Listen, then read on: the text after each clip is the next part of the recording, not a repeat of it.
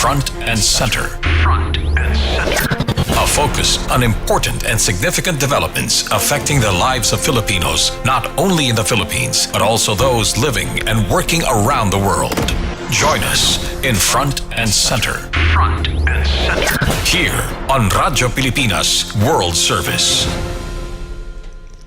Welcome to Front and Center, where we focus on developments in the Philippines, legislation that provides policies and directions that strives to promote a better economy for the country, issues that concern the welfare and well-being of every Filipino. All of these and more will be Front and Center. You can watch this program on our Facebook page and YouTube channel, Radyo Pilipinas World Service. This program, Front and Center, can also be heard on the following shortwave frequencies: 12.010 MHz, 15.640 MHz, and 17.820 MHz. Join us for another edition of Front and Center with your host, Jerome Toledo. And for today's edition, we are going to speak with the former national president of the Integrated Bar of the Philippines and a legal expert to talk about the second arbitration case between Philippines and China, and to discuss the legalities of the House inquiries, which in aid of legislation. So we have now here on the program Attorney Egon Cayosa. Attorney Egon Cayosa, good morning and thank you for joining us in the program. Morning, Jerome, and good morning to your viewers and listeners. Okay, let's start with this topic, which is the Philippines seeking second arbitration case. So there's an article that was published in May this year that says that the Philippines has an advantage of seeking a second arbitration opposing China's claim in the South China Sea. And also, Attorney Cayosa, Manila can demand damages from Beijing and make a strong statement that China is in fact in violation of UNCLOS. And way back in 2016, Manila scored a victory in a maritime territorial dispute. It lodged against Beijing at the International Arbitral Tribunal. And the country is still asserting its rights over West Philippine Sea. So my question, Attorney Cayosa, what's your take on the calls urging the Philippines to file another arbitration case? Definitely, the Philippines has an advantage in pursuing relief or help from the UNCLOS, the Arbitration Tribunal. As you recall, in 2016, we already won our first case against China. Yeah. And I strongly believe, based on the facts and the jurisprudence, that any subsequent case on other aspects of our entitlements in the West Philippine Sea would be favored by the tribunal for the Philippines. Though, of course, China will continue, perhaps not to participate. The nice thing about UNCLOS that as long as countries who are part of this can refuse. That's a very good advantage of the Philippines. Secondly, since the Philippines is significantly smaller, less powerful, less able than China, a giant neighbor, it would be much wiser to pursue our claims with the international community and the rule of law backing us up. Because we cannot match the naval and maritime resources of China or even the military might of China.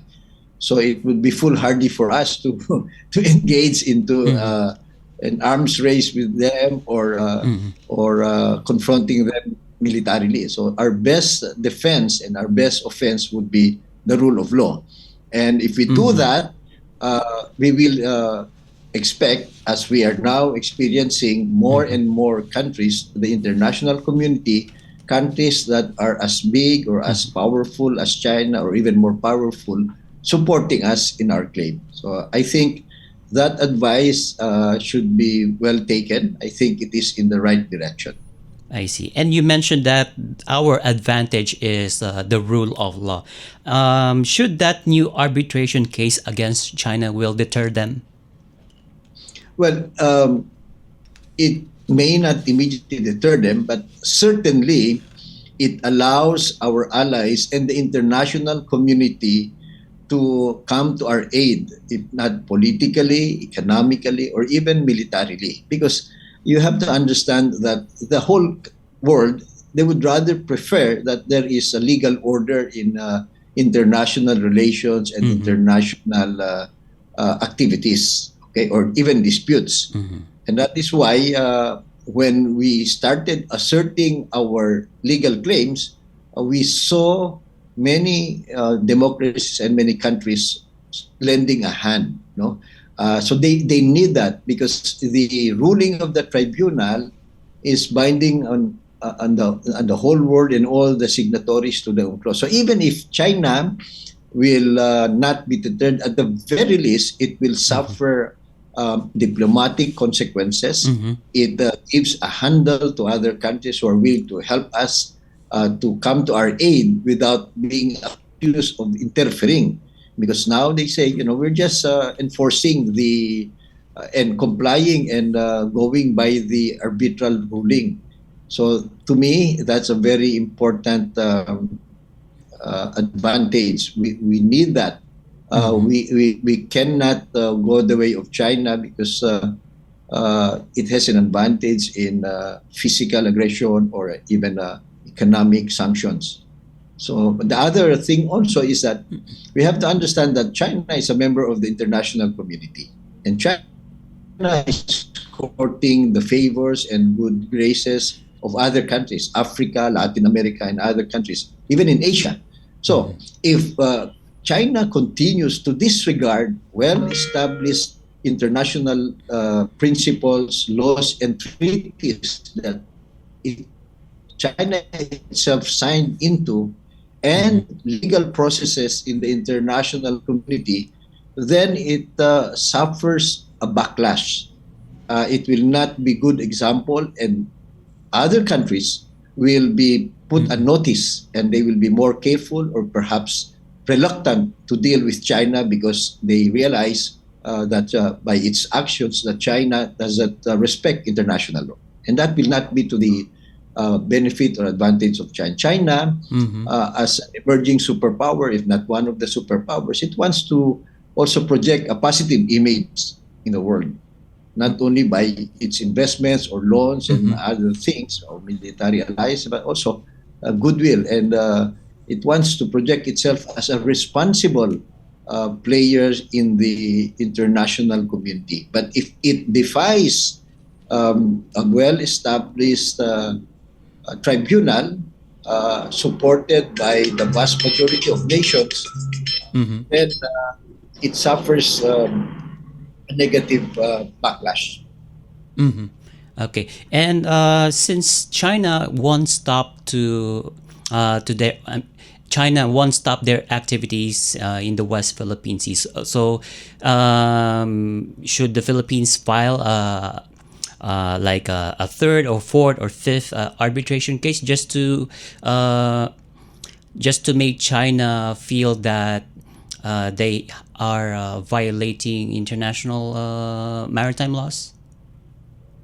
I think so. But let's be clear, the Philippines need not and should not reopen the earlier case where we already won.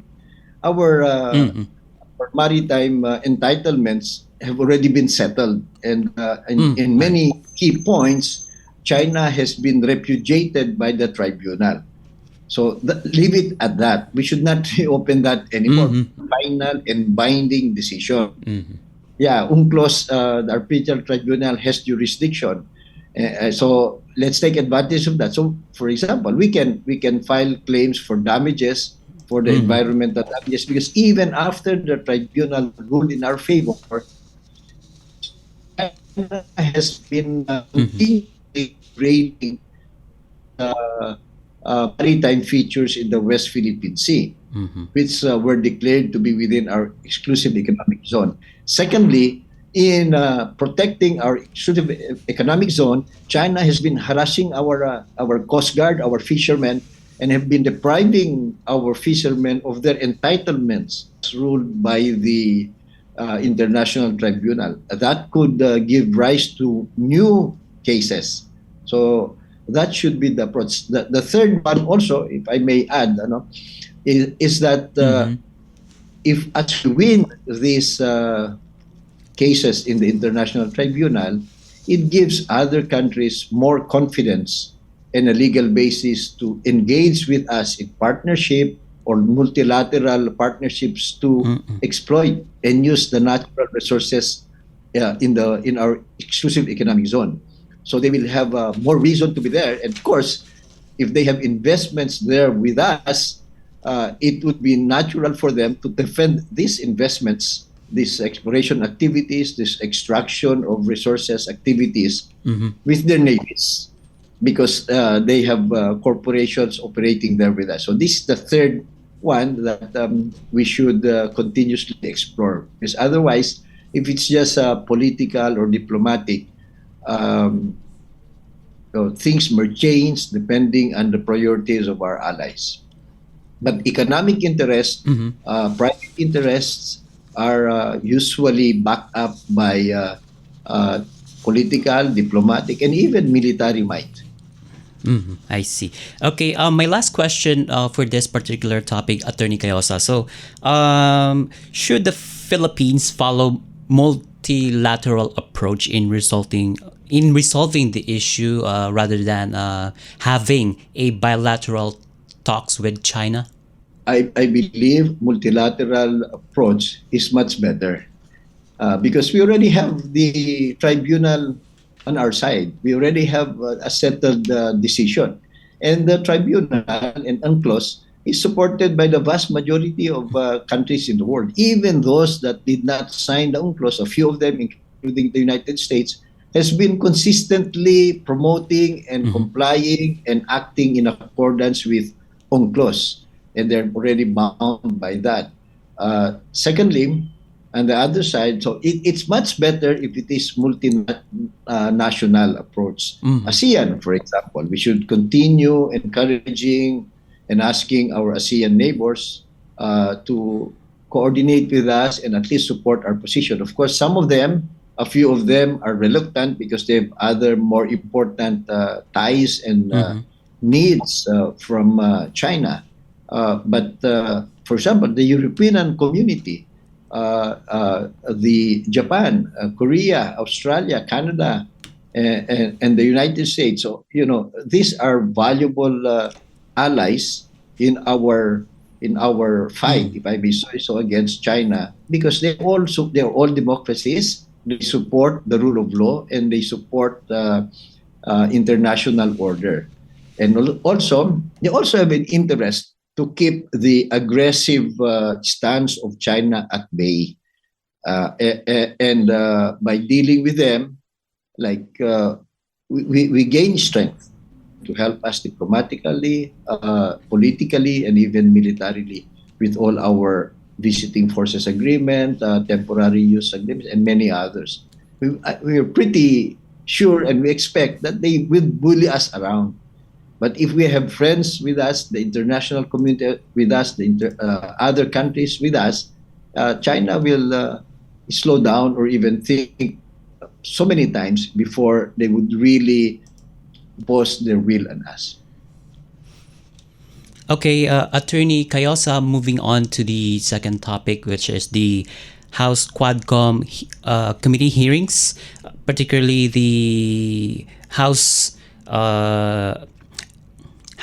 committee hearings on Alice Guo's cases, and also the upcoming Pastor Apollo Quiboloy's Senate inquiry as well. So, a number of congressmen which is led by Surigao del Norte Representative Robert Ace Barbers, has defended these hearings, saying that uh, the hearings that they're conducting regarding the Philippine offshore gaming operators, they're being accused of conducting it for political purposes, and also num- and also there's a congressman that imposes contempt a contempt order against the resource person for not answering the questions truthfully. So, is there a legal basis for that, Attorney Cayosa? Definitely, there is very clear legal basis uh, on the power of Congress to conduct investigations or hearings in aid of legislation. Article 6, Section 21 is very clear. The Constitution gives that power to Congress, whether it's the Senate or the House of Representatives. And in many cases brought before the Supreme Court has upheld and recognized the power of the legislative branch to conduct those hearings. What sometimes uh, is questioned is the manner by which the hearings are conducted. So the power, the authority, and even the obligation to conduct legislative hearings is very clear. It's only the manner by which it is conducted that is sometimes questioned before the Supreme Court. And in a few cases, the Supreme Court has recognized that an advice to conduct these hearings with due regard for the rights of witnesses, resource person, anybody subpoenaed to appear before these committees. So the power is there. It's just conduct. And, as long as the requirement is, of course, the hearings are conducted in accordance with published rules of the Senate or the House of Representatives, and they have those rules already.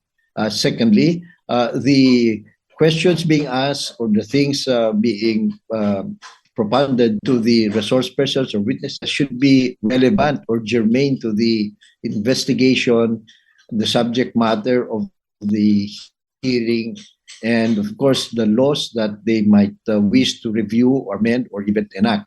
And then thirdly, the rights of the witnesses must be respected, rights to due process, for example. And then oftentimes what is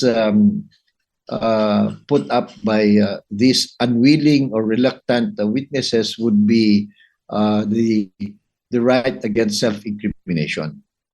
Even the power, the inherent power or the corollary power to subpoena and cite witnesses for contempt is well recognized by legal principles and even jurisprudence coming from the Supreme Court.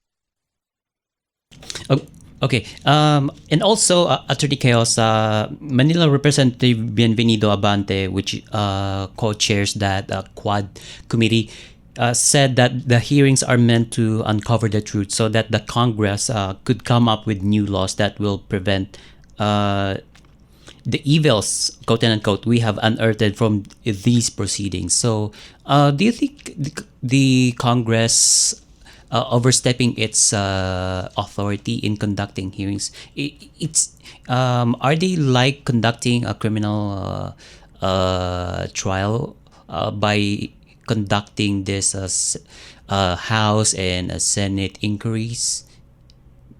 I don't think Congress, either the House or Senate, is overstepping its power when it conducts these hearings on POGO, on drugs, and human rights violations, and many others, because it's very clear in their proceedings that they mean to find out the truth so that they can improve the laws, amend the laws, or even scrap the laws. Secondly, we have to understand that Congress has an inherent power of oversight, meaning to say they can review what is happening to determine whether or not the laws that they pass are properly executed, so that if not, then they can, or if of crimes are discovered, they can recommend to the executive to file the necessary charges. So when they conduct these hearings, these investigations, they're not acting as prosecutors. Mm-hmm. They're just determining the truth, what really happened, so that they know how to craft better laws or how to take remedial measures or what recommendations to give to the executive. Because uh, obviously the legislators know that criminal investigation and prosecution belongs to the executive, to the Department of Justice, Mm-hmm. the police force, Mm-hmm. not them. So they don't want to do those things.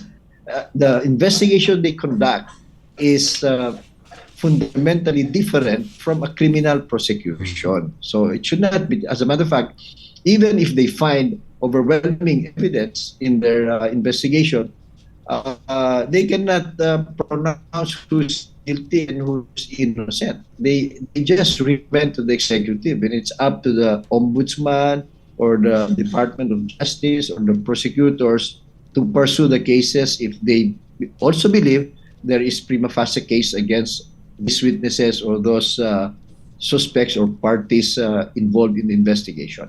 Mm-hmm. So I think it's clear to them. So we should not belabor that point. What we should guard against is excess in the exercise of their powers. And in a few cases, the Supreme Court has actually rebuked and reprimanded and corrected Congress. For example, in Mm-hmm. the fraternity hazing case in UST, when Senate ordered that the president of that fraternity be incarcerated indefinitely, he went to the Supreme and questioned that, and the Supreme Court sustained him. The Supreme Court told the Senate, "You cannot indefinitely imprison a witness. It is only as long as he's not answering your questions, or he's lying, or he is in contempt of the Senate.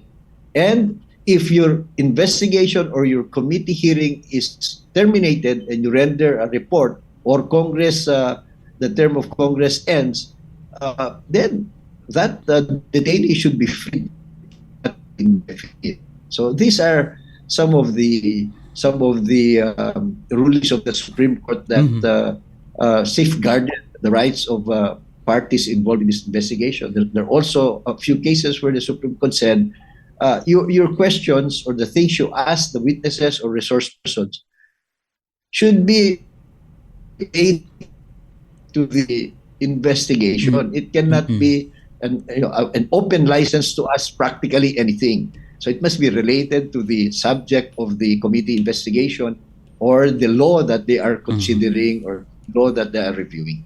Mhm. But of course, Attorney Cayosa, the words being said by a resource person or witness in the inquiry can be used against them when they are being tried in a court setting.